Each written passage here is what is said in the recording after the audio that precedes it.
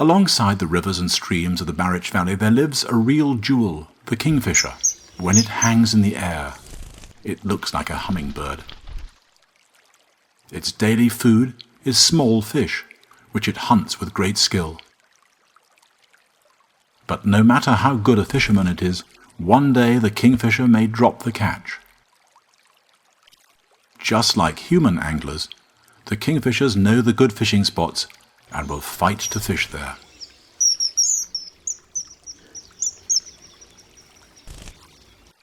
Hitting the spiny stickleback against a branch, the kingfisher knocks it out and then strips off the spikes.